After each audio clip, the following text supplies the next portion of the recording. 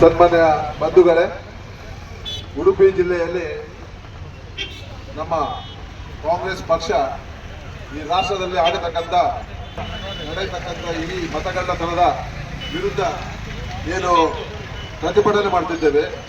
ಇದು ಕಳೆದ 2 ತಿಂಗಳಿಂದ ನಮ್ಮ ಜಿಲ್ಲೆಯ ಮೂಲೆ ಮೂಲೆಗಳಲ್ಲಿ, ಅಂದ್ರೆ ನಮ್ಮ ಜಿಲ್ಲೆಯ 1111 ಬೂತ್ಗಳಲ್ಲಿ ಈ ಅಭಿಯಾನ, ಸಹಿ ಅಭಿಯಾನ ನಡೆದು ಇವತ್ತು ಸುಮಾರು ಭಾರತದ ಜನಗಳಾದ ನಾವು ಭಾರತದ ಒಂದು ಸಾರ್ವಭೌಮ ಭಾರತವನ್ನು ಒಂದು ಸಮಾಜವಾದಿ ಸರ್ವಧರ್ಮ ಸಮಭಾವದ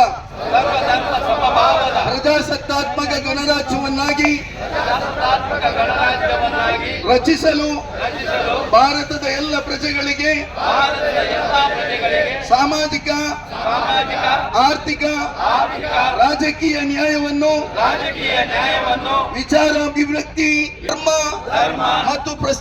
ಮತ್ತು ಉಪಾಸನೆಯ ಸ್ವಾತಂತ್ರ್ಯ ಸಮಾನತೆಯನ್ನು ದೊರೆಯುವಂತೆ ಮಾಡಲು ವ್ಯಕ್ತಿ ಗೌರವ, ದೇಶದ ಏಕತೆ ಮತ್ತು ಸಮಗ್ರತೆಗಾಗಿ ಎಲ್ಲರಲ್ಲಿ ಭಾತೃತ್ವ ಭಾವನೆಯನ್ನು ಮೂಡಿಸಲು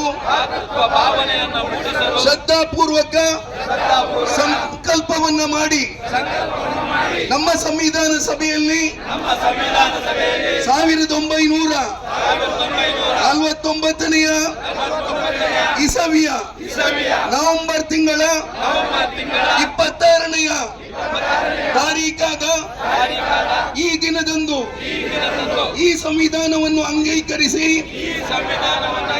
ಅಧಿನಿಯಮಿಸಿ ನಮಗೆ ನಾವೇ ಸಮರ್ಪಿಸಿಕೊಂಡಿದ್ದೇವೆ. ಜೈ ಹಿಂದ್. ಸನ್ಮಾನ್ಯ ಬಂಧುಗಳೇ, ಉಡುಪಿ ಜಿಲ್ಲೆಯಲ್ಲಿ ನಮ್ಮ ಕಾಂಗ್ರೆಸ್ ಪಕ್ಷ ಈ ರಾಷ್ಟ್ರದಲ್ಲಿ ನಡೆಯತಕ್ಕಂಥ ಈ ಮತಗಳ್ಳತನದ ವಿರುದ್ಧ ಏನು ಪ್ರತಿಭಟನೆ ಮಾಡ್ತಿದ್ದೇವೆ. ಇದು ಕಳೆದ 2 ತಿಂಗಳಿಂದ ನಮ್ಮ ಜಿಲ್ಲೆಯ ಮೂಲೆ ಮೂಲೆಗಳಲ್ಲಿ, ಅಂದ್ರೆ ನಮ್ಮ ಜಿಲ್ಲೆಯ 1111 ಬೂತ್ಗಳಲ್ಲಿ ಈ ಅಭಿಯಾನ, ಸಹಿ ಅಭಿಯಾನ ನಡೆದು ಇವತ್ತು ಸುಮಾರು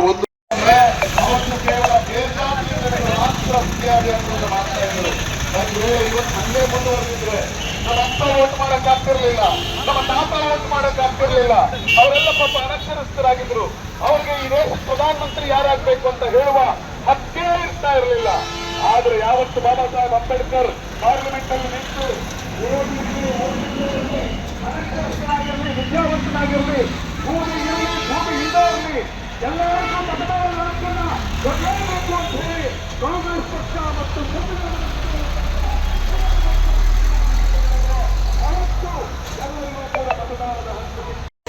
ಇವತ್ತು ನಮಗೆ ಸಿಕ್ಕಿರುವ ಮತದಾನದ ಹಕ್ಕನ್ನ ನರೇಂದ್ರ ಮೋದಿ ಅವರ ನೇತೃತ್ವದ ಬಿಜೆಪಿ ಸರ್ಕಾರ ಕಸಿದುಕೊಳ್ಳುವಂತ ಪ್ರಯತ್ನ ಮಾಡ್ತಾ ಇದೆ.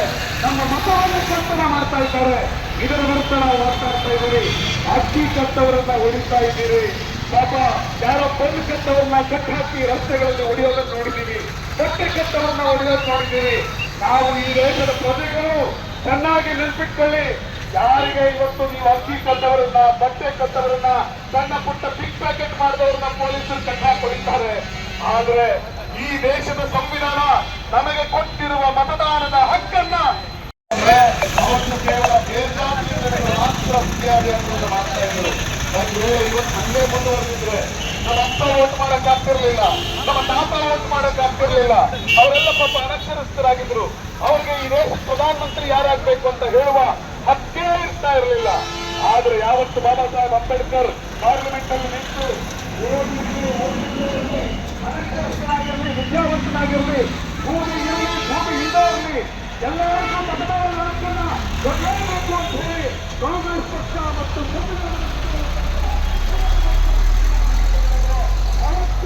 ಎಲ್ಲರಿಗೂ ಕೂಡ ಮತದಾನದ ಹಕ್ಕು.